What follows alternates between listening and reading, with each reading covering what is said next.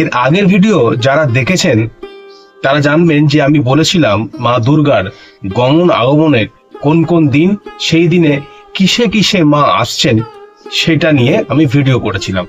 আজকে বলবো আপনাদেরকে তার ফলাফলটা, মানে কবে কবে এলে কিসে কিসে আসা হয় এবং তার ফলে পৃথিবীতে কি সংগঠিত হয়, তার ফলাফল কি হয়, সেটা নিয়েই আজকের ভিডিও।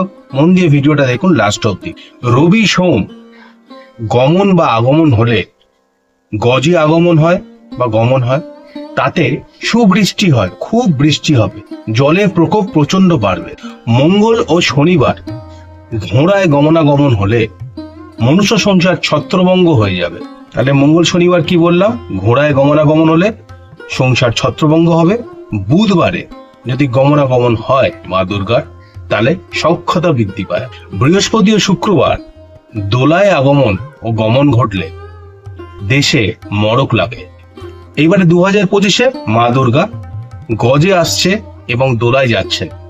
তাহলে আগের যে কথাগুলো বললাম তার সঙ্গে মিলিয়ে নিন। নমস্কার, ভিডিওটি দেখবেন, সবাইকে শেয়ার করবেন, ফেসবুক আমাকে ফলো করবেন, লাইক করবেন এবং ইউটিউব চ্যানেল আমাদের সাবস্ক্রাইব করবেন।